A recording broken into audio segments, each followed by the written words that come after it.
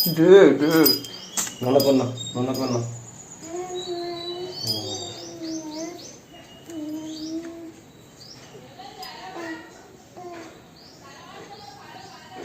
রেখে দাও এবার। ওইটা রেখে দাও।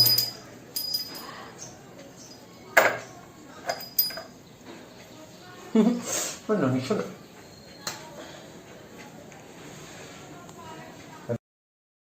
নমস্কার বন্ধুরা, আপনাদের সবাইকে পামলা লাইফস্টাইল চ্যানেলে আরও একটি নতুন ব্লগে অনেক অনেক স্বাগত জানাই।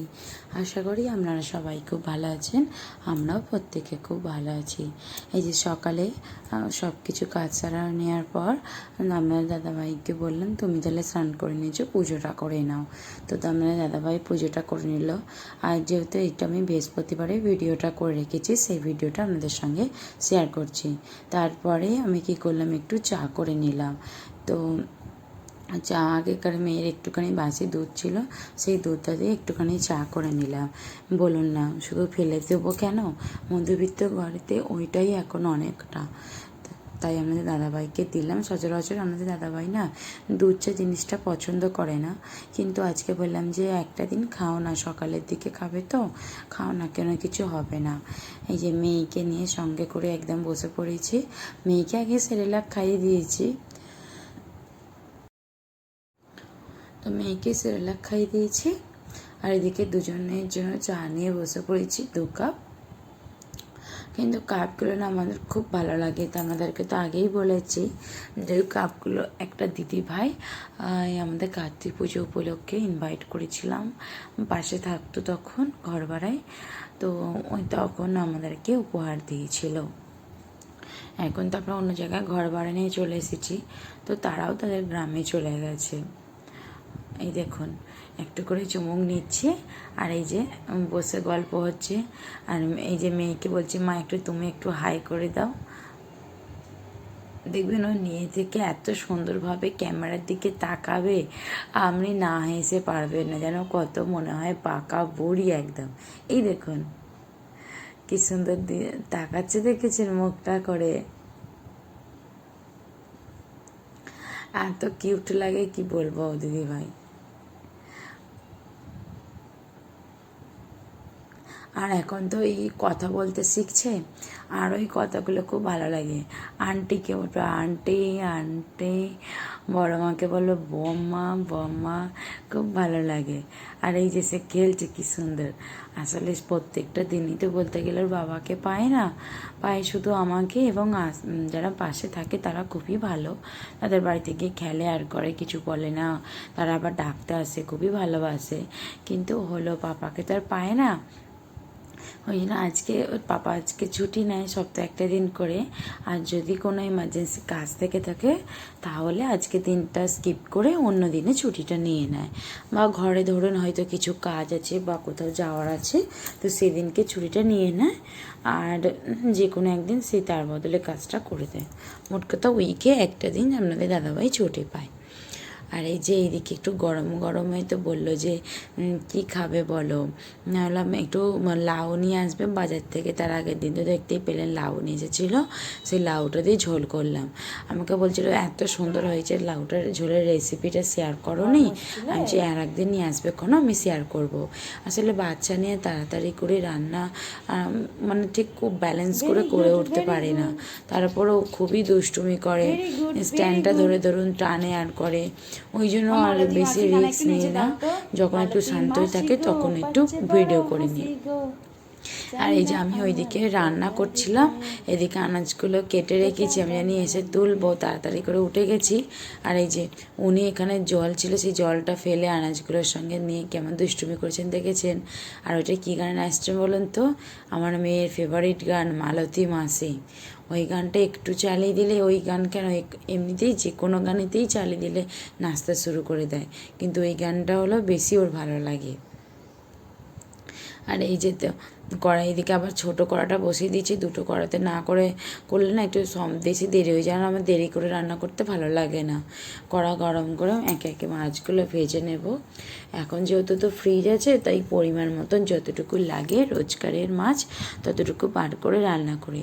তখন তো আমাদের থেকে 2 বছর আগে আর কি, তখন তো ফ্রিজ ছিল না। ওই কী হতো, আপনার দাদাভাই মাছ নিয়ে আসতো না, তাকে ভেজে ভেজে 3-4 দিন ধরে রেখে দিতে হতো, এবং ওই 3 থেকে 4 দিন যে মাছটা যেত সেটা পরপরই খেয়ে নিতে হতো, কিছু করার থাকতো না। যে রেখে দিয়ে খাবো তার উপায় ছিল না। তারপর থেকে ফ্রিজটা আসতে আর এখন কোনো সেই রকম অসুবিধা হয় না। ফ্রিজটা আসলে যখন আমি প্রেগনেন্ট ছিলাম তখনই আমি দাদাভাই নিয়ে নিয়েছে, কেননা কখন বললাম কখনো সবজি একটু খেতে হতো, ফলটা খেতে হতো। তো আমার গায়ে রক্তটা একটু কমই ছিল, ঠিক আছে, তো তার জন্য একটু ডাক্তার বেশি করে ফলটা খেতে বলেছিল। তো সেই কারণের জন্য না, আমাদের দাদাভাই কী করলো, বললো না আগে ফ্রিজটা নিয়ে চলে আসি। ফ্রিজে ধরুন অনেক কিছু জিনিস রাখাও যাবে, ওই জন্য। এই যে আপনাদের সঙ্গে কথা বলতে বলতে বাকি মাছগুলো সব ভাজা হয়ে গেলে এপিট ওপিট করে দেখতে পেয়েছেন, খুব সুন্দর করে মাছগুলো ভেজে নিলাম। আর এই যে তারপরে ওই তেলেতেই দিয়ে দিলাম পেঁয়াজ। আমি না বেশি দেখবেন আমার রান্নার লক্ষ্য করলে আমি অত বেশি কিন্তু তেলেতে রান্না করি না, কারণ আমিও পছন্দ করি না যে রান্না এত এত তেল দেবো, আর আপনাদের দাদাভাইও পছন্দ করি না।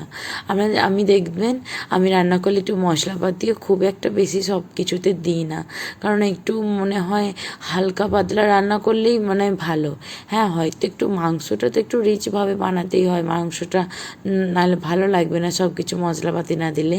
কিন্তু আমি তো কখনো কখনো আবার তাও না দিই, দেখবেন সিম্পলভাবে একেবারে বানিয়ে দিয়ে খেতে তো খুবই ভালো লাগে। সবসময় একই রকম স্টাইলে খেতেও না ইচ্ছা করবে না, একটু স্বাদটা চেঞ্জ করলে কিন্তু মন্দ হয় না। আর এই যে পেঁয়াজটা লাল লাল করে ভাজা হয়েছে পর ওই যে মশলাটা বাটারে দেখলেন, ওটা কিন্তু আদা ছিল, কাঁচা লঙ্কা আর সর্ষে, 3টে জিনিসকে একসঙ্গে ভালো করে স্মুথভাবে পেস্ট করে নিয়েছি। ওই পেস্টটা থেকে কিছুটা লাউ ঝোলাতে দিয়েছি, আর কিছুটা মাছের ঝোলাতে দিয়ে তো কালকের জন্য আবার কিছুটা রেখে দিলাম। একটা বাটিতে, ছোটো বাটিতে মিক্সার আর জার থেকে আজার করে ফ্রিজেতে চাপা দিয়ে রেখে দেবো।